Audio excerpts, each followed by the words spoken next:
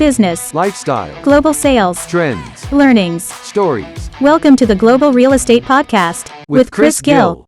Please allow me to introduce you today to my brother. I repeat it, he is my brother. He's taught me so much, and that's why I wanted him to be the first guest today, and that is Ed Eakin Jr., all the way from Texas. How are you, brother? Okay, that's a great introduction, bro, but you need to take your mic off. Sorry about that. You keep muting me, but man, it's great. It's great to be here. Man, I appreciate being the first guest on this podcast, and I'm really excited to share, my story and talk about global real estate, because it's something that has been very good to me, and it's something that I do and play in every day. So I'm excited to be here. And let me talk about our audience today, all about you, because Ed Eakin is not just a realtor or well-known realtor in Texas. Ed Eakin was our 2019 Global Chair of the Global Committee at the Houston Association of Realtors. He's also an NAR CIPS advisory board. In fact, NAR CIPS mentor for the past 2 years. So the reality is, you're all about global. You are the global ambassador for Central America at the Austin Board of Realtors, and you're part of the global committee member at Houston Association of Realtors, Metatex, and Austin. So man, and of course, it's not about who you represent and where you're part of, as in your personal position, your responsibilities. You have amazing designations. I told you before this podcast started, if I talk about all the designations you have, brother, we need an entire podcast to actually talk about them. So I'm just going to go ahead and share those global designations. You were telling me the other day, and just quickly, you represent a very low percentage of realtors that actually have all these designations right now, correct? Yeah, probably I have more designations than probably 99% of all realtors around the world.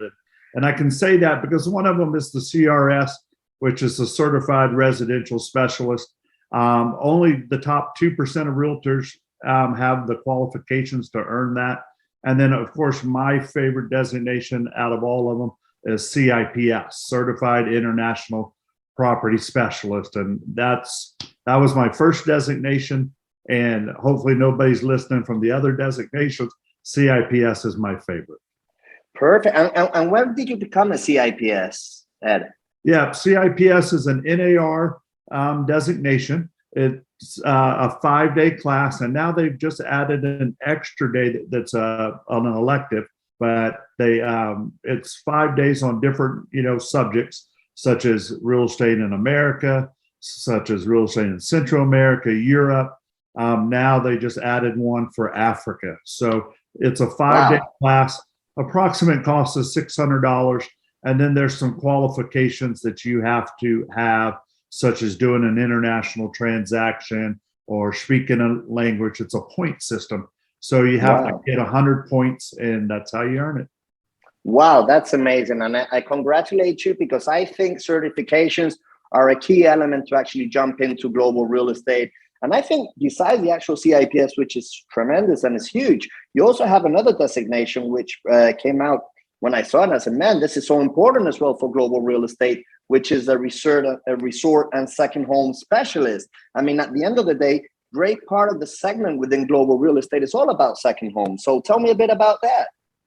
It really goes really good with CIPS. And it's just a kind of an extension of CIPS, but they're really talking more about, why you buy a home outside of where you live, and why you're buying a second home to generate some secondary income. So it's a great class. It's 1 day, and that one's $149, I think. But no qualifications to get it. You just have to take the class, pass the test, and it's really a good one to have on the resume. So you telling me just investing under $800 with the National Association of Realtors, you obtain 2 key designations that actually will open the doors to a whole world to grow your business global, which at the end of the day is what it's all about, right? I think everyday realtors in the US, in Canada, throughout the world are realizing the power of the database and are realizing how they should take advantage of it to grow their business global, right? Yeah, getting these designations, you said it, it opens up a ton of doors for your global business if you want to grow your business. It gets you into private Facebook pages, private LinkedIn pages, and it's a way for you to meet other global realtors around the world. And man, it's so cool because those global realtors send me referrals, and it's all about referrals. And they're sending me referrals for Mexico, saying, "Hey, I need something in Tulum," and everybody knows, call Ed. And obviously, we take those referrals and bring them to you at SIMCA. And at the same time, the world is moving to Texas. I mean, from all around the United States. We got a ton of people coming in from California. We got people coming in from all over the world, and these designations have got my name and my brand out in front of everybody. So it really helps to generate business. You know what? You're talking about Texas global real estate, because many people, not only from the US, throughout the world, are actually going into Texas right now. And that's what it's all about. I mean, I think it's all based, especially post-COVID, a bit to do with quality lifestyle, cost of life, matching it up together. And yeah, you don't know when you're going to go from this world. So let's make the most of it, right, of life. And Texas definitely has a lot to offer in that sense. And of course, the part that I developed, which is Mexico, also has to do so too. In fact, both markets are working back to back and cross market very well. Now, I'll tell you a funny story. Go ahead. I want stories. This weekend, I was playing golf with a new golfer at my country club, and he was a guy from India, and his family had just moved to Texas a couple of years ago, and never met him before. And, we're talking why you moved to Texas. And he said, for education was a big part of it. And I asked him, I said, well, what do you do here in Texas? And he says, I build hotels. And I said, build hotels? I said, that's pretty interesting. He said, yeah, we have a big fund from India and we build hotels. And I said, well, where are you building at? And he says, you probably never heard of this place, but he says, I'm just broke ground in a town called Tulum. And no. I swear. I said, Tulum? And he looked at me, he says, have you ever heard of Tulum? And I said, I was just there 3 weeks ago. And I said, I'm building 3 condos with the largest developer in Southeast Mexico there right now. And he says, no way. And, that's global real estate. A guy coming from India, playing golf here in Texas, and he's building something in Tulum. So. Big time. And it's all about networking, global networking at the end of the day. And you don't know if it's in your own local town or like myself, the day I met you. I mean, I don't forget that day, which was summer 2019. It was an event, actually 2 events, but the first event we met together was at the NAREP event at the George Bush Library, Presidential Library. Beautiful event, which actually I decided to go there thanks to another event of a great friend we have together, which is Tony Hanna, Tiburones Inmobiliario in Monterrey. I met Jose Roel, who actually invited me to this event. I got to that event, I set up my stand, and there comes my good old brother, Ed Eakin, talking about all these experiences he had. And I think our connection was just immediate, to be honest. I mean, you did tell me a story about how many years back, before it was even worldwide known, Playa del Carmen was your home base. I mean, when did you move to Playa del Carmen? That was a great connection right away when I met you. Yes, after being a home builder in Dallas, Texas for 25 years, I had an opportunity to move to Playa. It was much smaller back then in 2000. Oh, yeah. And, I think the number was 35,000 people at that time. And I spent 2 years there, being the on-site salesperson for another developer. But I knew of SIMCA. Don't get me jealous now. Don't get me jealous, Ed. I had heard of SIMCA, and I had toured some properties way back when I was living there. So had 2 great years there. And, for whatever reason, or there was I guess a good reason for coming back to the U.S. Didn't work out, but it was a good reason at the time. But man, it was paradise. And when I got back here, I just kept saying, I really want to get back to selling real estate in Mexico. And that was the first thing that connected me to you. Then I of course, the most important thing was the friendship we developed after that, which I also believe is a true key element about doing global networking. It's not about the fact that you were already an experienced realtor that knew the destination I was promoting, but it was also that energy that connected us, because we ended up having a couple of beers, great barbecue you took me. Most importantly, that's when we started to know each other. And it's been many years after that it's still you, it's still me, and we're doing great business together. And I want to take the advantage of this space to thank you for your friendship and thank you for the trust after this many years, because I think there's many more years productive, but most importantly, many more space to grow our friendship together, my brother. I'm excited to be in the SIMCA family. Thank you. I'm so excited to have you as part of that family.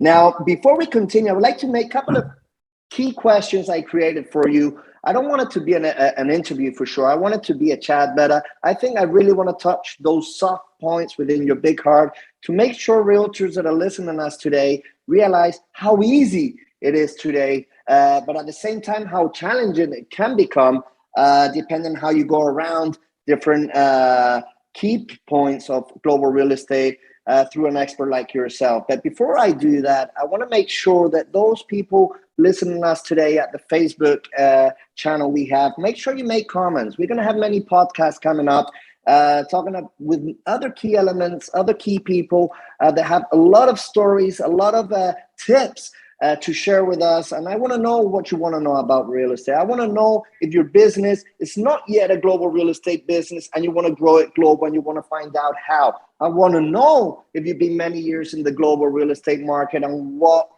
questions, what doubts you have about it. Of course, all these friends, brothers that I have throughout the world will be very happy to share with you. So make sure you write a comment.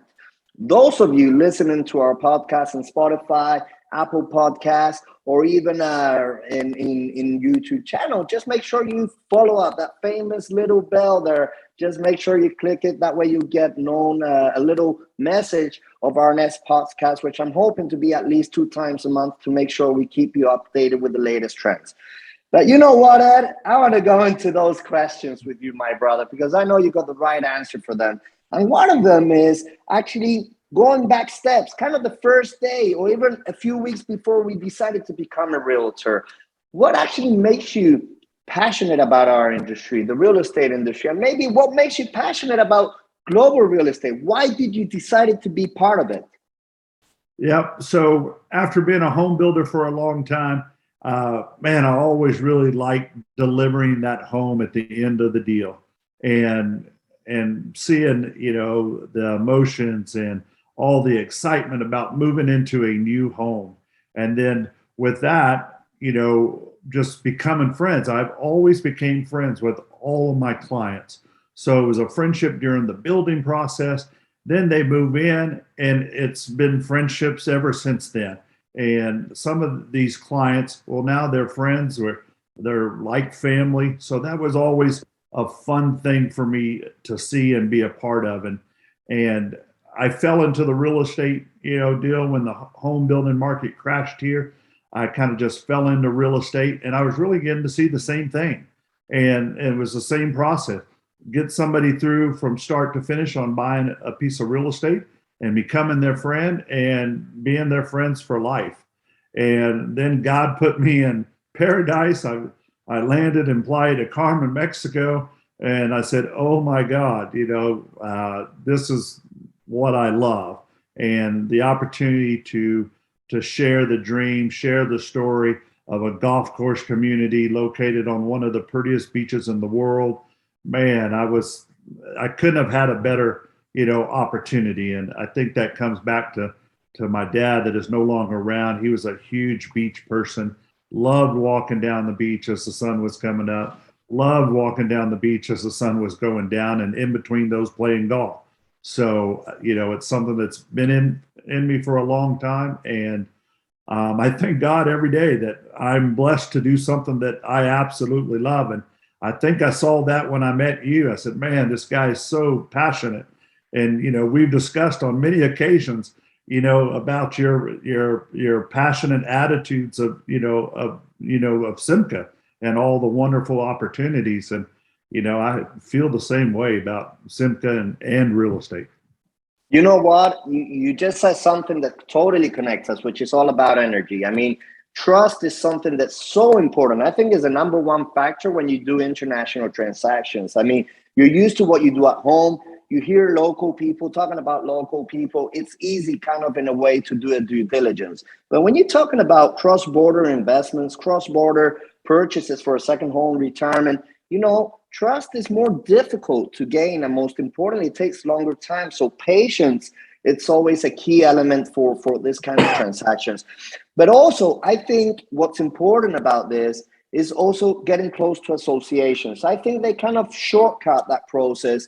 And I mean, you know me, the first thing I did before I started promoting Mexico in the US was get close to associations. Great associations like Texas Realtors, Metrotex, National Association of Realtors. I mean, there's so many associations. You can just get close to them and learn the ethics of the country, because no country thinks the same way. No country does the things on a certain way. There's no standardization in the process when we're talking about global real estate, cross-border global real estate. So the reality is, I mean, besides what I just mentioned, my brother, what would you say is a great added value to, for example, an association you're a great part of, which is the National Association of Realtors, probably the most important association of realtors existing today in the United States of America? Yeah. So I'll start first of all with, getting involved with your local association. Great. And being a part of that. As I tell agents on my team, and I tell agents that I meet all the time, I encourage them to go become a part of the association, because, man, every time I'm at the association, I'm learning something. Somebody's giving me some tip, on how to better my business, how to provide better customer service. I mean, there's just so much to gain from being a part of the local association. And then from there, you take it to the state level, and where we participate in the state level. And then I just got back from NAR Washington, D.C. conference last week. Yeah, how did that go? I heard it was a huge success. I mean, I've just seen posts from all the realtors I know that were there. I missed. I think I did a big mistake of not being there after what I saw. But the reality is, how did it go? I heard it's good. Man, it was unbelievable. Realtors from around the world were there, and to learn and to get ideas on where the next hotspot is, and hey, how are you doing it, and what's the market look like there. And man, I walk away from those conferences with a handful of business cards, to connect with. And since I've been home, I'm getting calls from new people that I met. I'm getting calls from old people that I've known for a while, and, just talking to them, and they're saying, "What have you been up to?" And I said, "Well, just 3 weeks ago, I was in Mexico doing a trade mission trip." And they said, "Oh, wow, you're still doing that? How's that going?" So, just surrounding yourself with other global-minded realtors is a way to be successful. And, being a part of all these global committees, whether it's CIPS Advisory Board or global alliances, man, you go into these meetings and you pull stuff out of it. It's really a cool. Big time. I mean, you just said it's all about leadership and networking. I mean, what are the two biggest key elements in global real estate? It's exactly those two. And maybe you said a third one, which I think you're a big promoter in the US right now, which is trade missions. I mean, it would be a huge mistake, and correct me if I'm wrong, dear Ed, but it's a huge mistake promoting an international destination without having put your boots on the ground in that destination, and understanding as a person, as a realtor, as a tourist, why people are actively falling in love and deciding to buy or to invest or whatever they decide to do, right? But what is the main reason of that? So trade missions, I mean, talk a bit about the trade missions you do. I mean, I think they're the key of your success today. Yeah, so trade missions, they have really become super popular since the COVID hit us. Everybody was bottled up and couldn't go anywhere. Travel restrictions were super tight. And I'm happy to say Mexico had some of the most relaxing travel conditions out there, even though you had to take the test coming back into the United States. we could still go. And obviously they locked down and you could only have your hotels, up to a certain percentage. But trade missions have become real popular let's start at the national level. NAR just got back from a huge trade mission in Dubai, and they had a big group down there. And the purpose of these trade missions is to make connections so realtors can develop their own relationships. So they have that go-to expert in wherever these trade missions are. And, you go on these trade missions to meet the local associations there. You go and you learn about the process from start to finish. You walk properties, so hey, this is what I get in Dubai for $500,000. So you get a chance to see great properties, and then of course you get to experience the culture. You get to eat all the different things that we would not normally see here in the United States. You drink good wine. You're drinking great tequilas. I mean, it's just an all around, really a good way to learn, these areas. For me, I've been doing trade missions really, I think before they became popular. I started, because I knew I needed to get people down there, my buyers down there, to see it in person. I could sell it all day. And I think I sell it well because I absolutely love Mexico real estate. So, but it's nothing like getting them there and seeing it themselves and walking down the beautiful beach and hearing the music and seeing everybody smiling and hugging and kissing. And, it's just kissing. You got to tell me more about that kissing. Yeah. Well, as you kiss everybody you meet on the cheek there. And, that would not be normal here in the United States. And it's definitely not normal when you go to other countries. So the Latin warmth. Yeah. These trade missions, they've been super successful for me because I bring realtors down. I show them, the opportunity. I introduce them to other realtors / brokers in the area. So now they have a relationship that they can grow. I'm showing them the process of buying, real estate in Mexico. And then they go back and, it makes it much more fun for them to share it to their potential customers. So, it's viral. If they have a good experience, it's going to become viral. And I think that's the key of success of what you're doing right now. I remember, I don't know if you remember, and I'm sure you do. We once got a private charter ferry to cross the entire cruise into Playa del Carmen just to do a one-day trade mission. Remember that one? Yep, get ready because you're gonna schedule that same ferry because I'm bringing 150 realtors from Texas in December. I'm in. Make it for my birthday. Make it for my birthday because you actually mentioned the fourth key point that made me fall in you, and that was tequila. So yeah, perfect. Now let me ask you something, Ed. We started the first 2 quarters, to my point of view, and probably you share the same feeling with me, a very successful 2022. I mean, 2021 was amazing, but 2022, I think, is on steroids right now. Now, do you think this will be a continuity of success for all global realtors? Do you think we're still in good timing for new realtors to grow their business global? I mean, how do you see the last 2 quarters of this year? Yeah, I see of it being super positive for a couple reasons. Okay. First of all, here in the United States, a lot of people have been told they're never going to have to come back to the office every day. That's gone away. And a lot of people have the opportunity never to come into the office, to work remotely for the rest of their lives. And so they don't have to necessarily be here. So that's going to promote going and buying something on a pretty beach and keeping their feet in the sand all day. Okay. Another thing that's a huge positive, I think, for global real estate, and what I try to share with realtors here in Dallas, Texas, we have no inventory. Okay. And that's big. That's huge, what you just mentioned. That's no inventory for, let's say, the person that needs to buy under 300,000. Man, there's nothing here. Absolutely nothing. And then the people that even want to upgrade up to $1 million. Well, there was more $1 million houses sold in Dallas, Texas over the last year than ever before. And those are running out. running out. We don't have them. We have all these people coming to the state of Texas from, I'm not going to say anything bad about California people, but they're coming from California here with cash, and they're buying everything they can possibly buy. So it's making it really hard to find deals. Everybody wants a deal. Well, there are no deals anymore. You're paying over ask. You're bidding on houses, and you're paying more money than they're worth. So a lot of people are seeing that, and they're saying, okay, where can I go spend my money where it goes further and where I'm not buying at the top end of the market?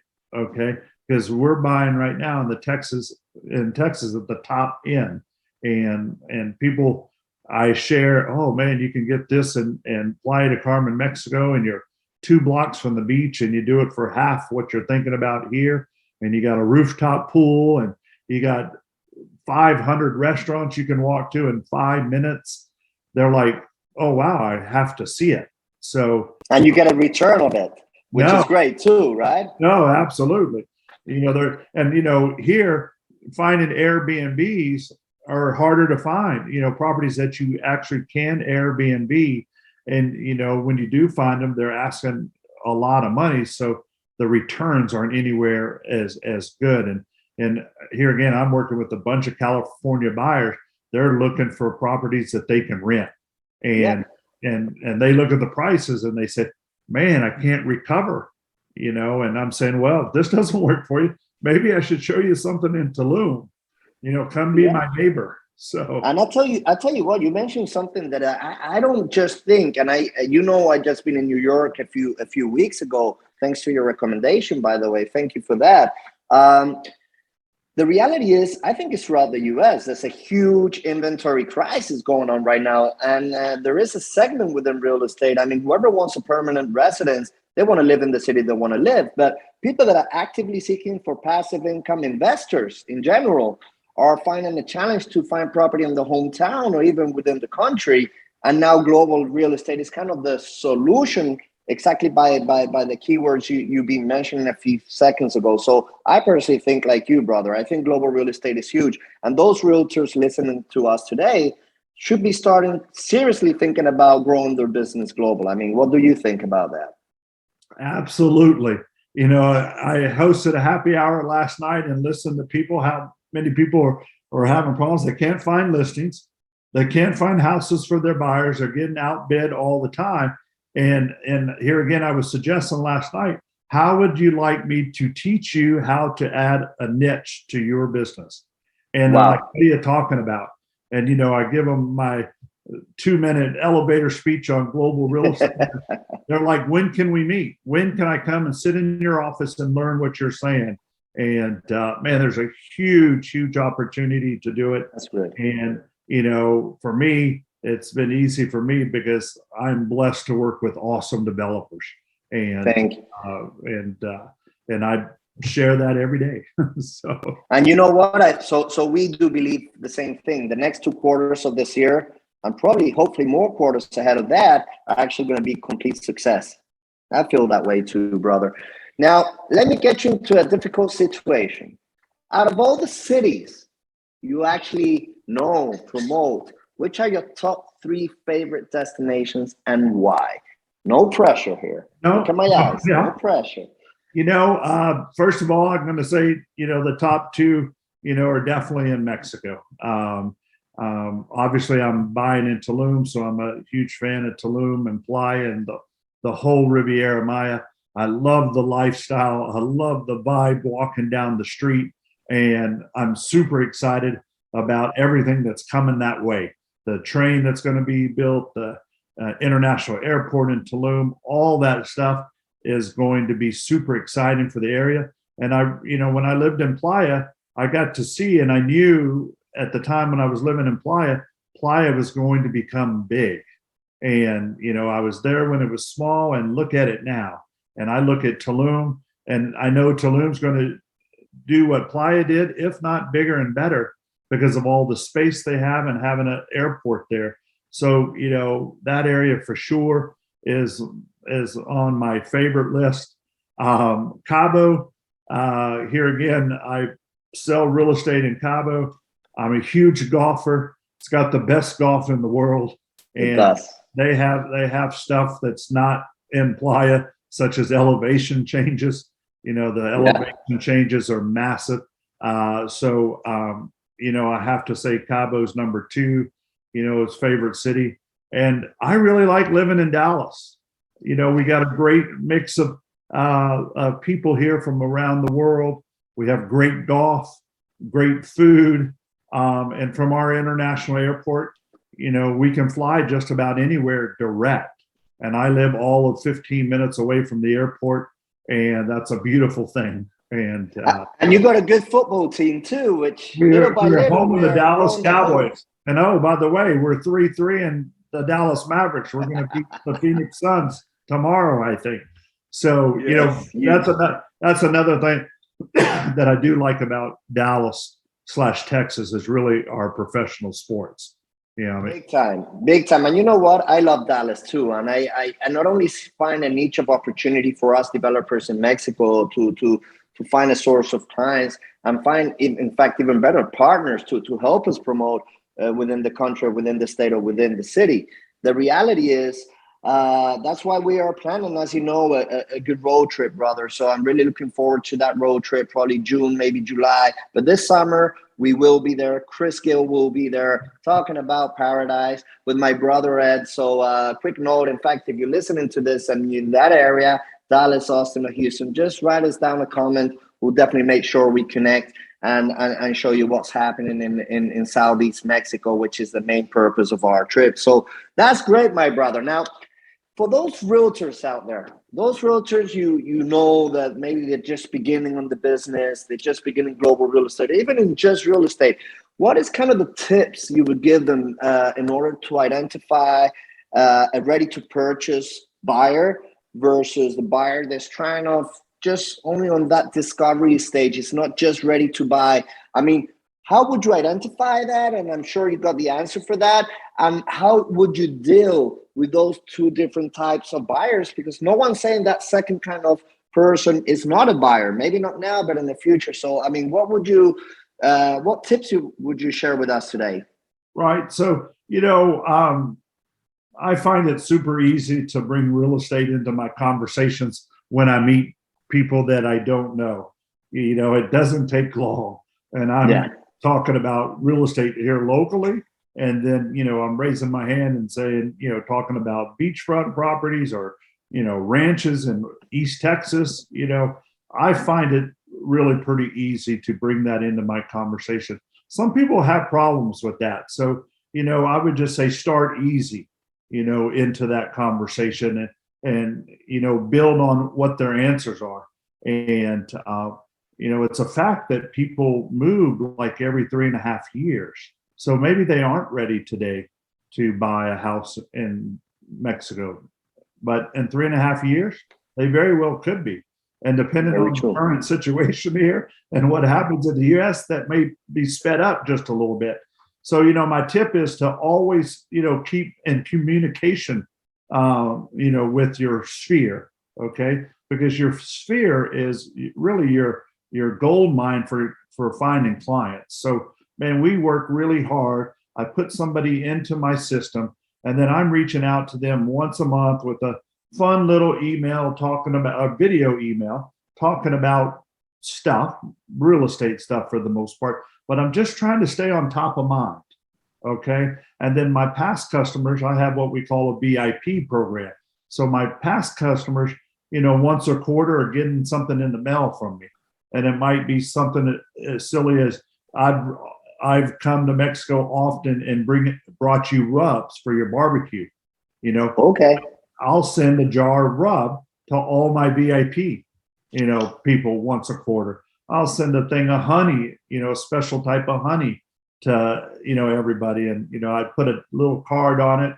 And this one got a lot of, in fact, it got me a listing and a sale. But I sent this thing of honey and I put a card on it. And I said, honey is not for just attracting bears. I'm trying to attract referrals. That's amazing. The next week, somebody called me and said, man, I was thinking about you. I just hadn't called you. We need to list this duplex that we have. Bam, I listed it and I sold it. Amazing. all because I sent out 50 jars of honey. And that's amazing. It was that's amazing. So you are the Bible of real estate just by sharing this. And I think two key elements of what you just mentioned is important. I mean, that elevator speech you just mentioned, I think it's all about being yourself. It's all about, I always tell my guys, like, don't talk about real estate. I mean, not at the beginning, at least, talk about yourself. Try and find common points. Have you traveled to Riviera Maya? Yeah, oh, wow, I live there. You got kids. Great, me too. How old? It's all about an icebreaker, a human being icebreaker. It's always important that people identify you as a human before they identify you as a salesman, an agent, a host of a certain destination. So I think that's very important. Great tip there, my brother, Then within that conversation, you're going to start understanding, like you said, preaching by the answer, what they could be needing, what their needs is, what, like they say in the technical word of sales, what's a hurt, what they are asking for, they're shouting out loud, they need in life, right? And that's where you could be providing a good answer, a good solution for the life. So that's great. Now that small detail you said, I'm not going to ask you if you actually, when you fly back home, you fill out that custom form saying you don't bring any food into the country. But I mean, I'm not going to ask you that. I'm not going to put you in that position. But the reality is, sending those honey jars to your VIPs is such a great idea. And I'm going to be deadly honest with you. I don't do that. And those small differences make small details, make a huge difference. So I'm going to start, like I've done in many tips, taking that tip myself and start being a better realtor myself. So thank you so much for those tips. One more question, and let me go ahead because we're nearly over the hour and it's meant to be 45 minutes. But that doesn't actually surprise me when Ed Eakin Jr. and Christopher Gill actually get talking to each other, and no tequila involved. So those of you that are listeners today, if we had a tequila involved in this conversation, it'll probably be more than 3 hours at this stage. But anyway, investors that actually are buying with you actively today in the United States. I'm not sure to use the word convince, but how would you actually guide them through considering the idea of turning their investment global? I mean, what kind of tips would you give a realtor that has buyers today to make them turn around and consider global real estate? What would you say there, brother? Man, if you can, try to get them down to Mexico to see it. Because, man, when people go down and they feel it, it's really an easy sell. So if you can do that, that's what you try to do. I think when you meet people, you just got to get people to trust you. And Right. Trust comes when they know that you have knowledge. So if you have the knowledge and about, what you're trying to share, people say, man, you really know what you're talking about. And, how did you learn all this? Well, I lived there. And oh, by the way, I went 16 times last year to learn about it and walk projects and ask questions and surround myself with great developers, surround myself with great brokers, local brokers that I could ask questions about, so meet lawyers, just meet people and build a team around myself. So when I meet these clients, they're like, wow, he can help us throughout the whole process. He knows everything. Wow. So to me, that's how you convince that person, because they see you have the connection. They see that I'm a certified international property specialist, which I use that often. I'm a huge believer. Of course. And they're like, man, how can we not go with this guy? How can we not trust this guy? And oh, by the way, you're building down there too. And you get to see all the prettiest beaches around the world because you go to Belize and Honduras and all these, and you pick Tulum. Well, there must be a reason. And there must be a reason you pick the developer you're going with, and they want to follow in my footsteps. So, and that's important, because kind of wrapping up everything you just said, there's a huge keyword that jumps into place, which is due diligence, right? And that's a huge mission. That's a huge responsibility for any realtor jumping into global real estate, is do the right due diligence over the partners or developers you're finding on the other side of the border. Now, is that due diligence, that active due diligence? And trust me, I know how you do your due diligence. You're my best brother, good friend, but you have been a headache too for us, trying to find all the right paperwork, licenses, construction, make sure everything that we offer is not only commercially attractive, but legally founded, right? Does that come from any kind of leadership in the past? I mean, have you made mistakes in the past that maybe took you to that spot, to that position in life? Yeah. So it happened in Playa. I worked for a developer for a couple of years, great name, worldwide, and things went bad. And it wasn't the most comfortable situation when I had to go back to the 100 clients that I'd sold a piece of property to and said, hey, the doors are closing. I'm sorry. We're going to give your money back, but sorry, after 2 years of selling it. So, that was enough an experience that I did not want to experience again. And, and it wasn't just because it was in Mexico with a developer in Mexico.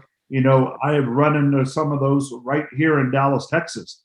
Developers sometimes go bad. So, it's taken those experiences of working with bad developers. And then I've been blessed to work with some of the best developers on earth, including Discovery Land, which is out of California. And, I built in a subdivision here in Texas, super high end, super luxury, everything they said they exceeded. And so with that experience, I said, hey, working with great developers is what I want to do. And it's what I want to give to my clients, more importantly, so they don't have any problems. It's a smooth transaction. They can trust the developer. And it's just the best way to do things. And it is, all about understanding the track history of any developers you want to recommend. I mean, you work your entire life to gain the trust of your buyers. Last thing you want to do is burn that trust out because you did not do a right due diligence. Track history, correct licensing documentation you need to acquire before even selling a property in place. So no, that's amazing, and that's a big tip. So I think I'm going to throw out the last question because I don't want to make it too long, this first podcast. People are going to say I'm not connecting to the next podcast because this guy just talks too much. So let me go ahead and kind of wrap up our conversation today, kind of asking what tips would you give to any realtor out there in Texas, in the US, throughout the world, by all means, if they're kind of thinking about it or maybe ready to take the step, into global real estate. I mean, what would you kind of wrap it up in a couple of bullet points, maybe? What are the main tips for them to consider before they get going? Well, I need at least 30 minutes. Okay. Well, wrap it up in 3, my brother, because we won't have podcast number 2. No. So the first thing I'm going to say, like I mentioned before, join your local association, get involved, see if they have a global association. And from there, look at other global associations, see what they're doing, and try to bring those and grow the global association you have within your city.